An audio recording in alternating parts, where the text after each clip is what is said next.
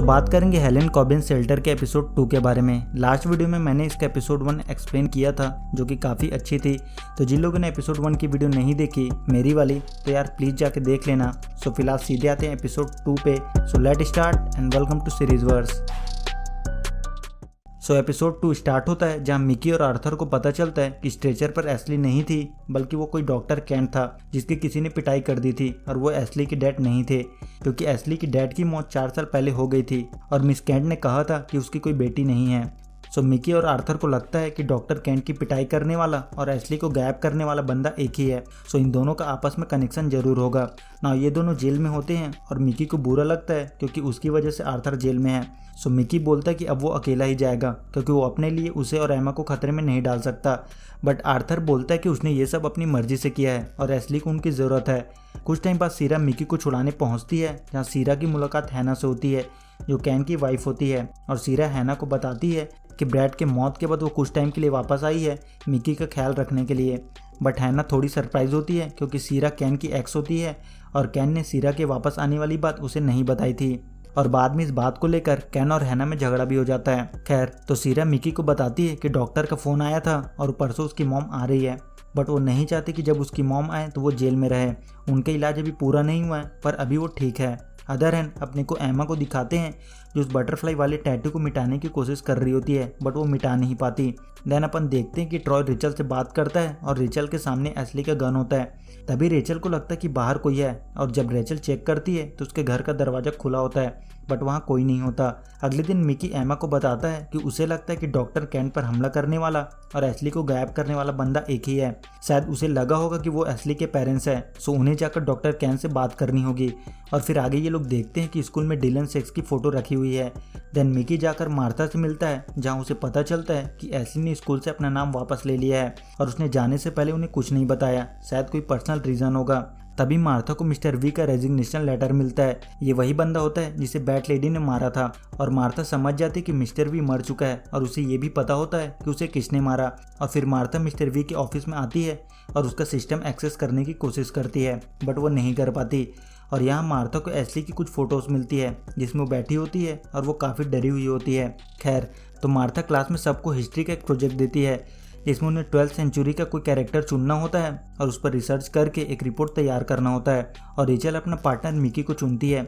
Bug को ये बात पसंद नहीं आती और वो ये बात ट्रॉय को बताता है कि वो अपनी गर्लफ्रेंड को संभाले।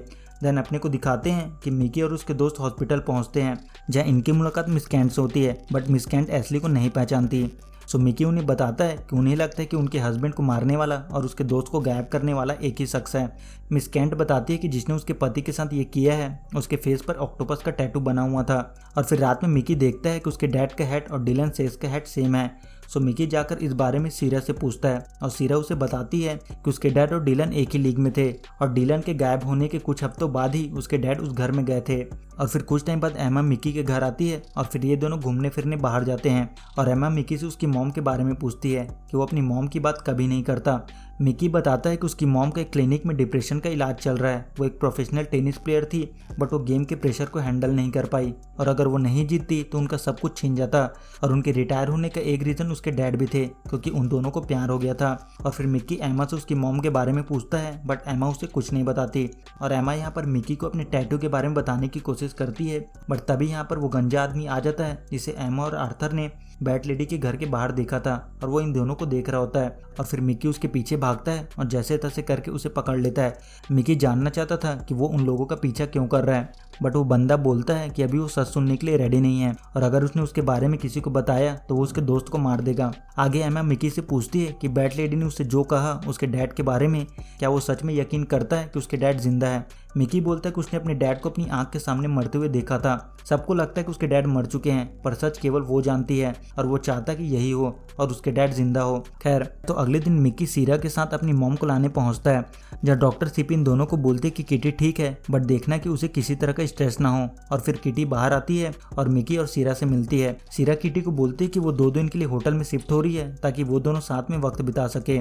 और फिर किटी मिकी को स्कूल ड्रॉप करती है और घर चली जाती है। स्कूल में मिकी अपनी और एस्ली की फोटोज देख रहा होता है।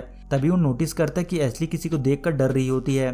और वो ये बात एमा और आर्थर को बताता है। तभी ये लोग नोटिस करते हैं कि उसी वक्त रीना एस्ली के पीछे अपनी सेल्फी ले रही होती है। देन आर्थर रीना का अकाउंट चेक करता है तो उसने वो फोटो पोस्ट किया होता है और उसके पीछे वही ऑक्टोफेस वाला बंदा होता है जिसके बारे में मिस कैट ने इन्हें बताया था। और फिर ये तीनों एक टैटू आर्टिस्ट के पास पहुंचते हैं। इसका नाम होता है एजेंट। एमा एजेंट से उस ऑक्टोफेस वाले बंदे के बारे में पूछती है कि उसका टैटू किसने बनाया, पर एजेंट को इस बारे में पता नहीं होता। और फिर एमा एजेंट से अकेले में बात करती है और उससे अपने बटरफ्लाई वाला टैटू निकालने के लिए बोलती है जो उससे नहीं निकल रहा होता। बट एजेंट बोलता है कि ये परमानेंट नहीं है, ये बस ज़्यादा टिकने वाली इंक से बनाया है जिसे उसने पहली बार ट्राई किया है और ये थोड़े दिन बाद चला जाएगा।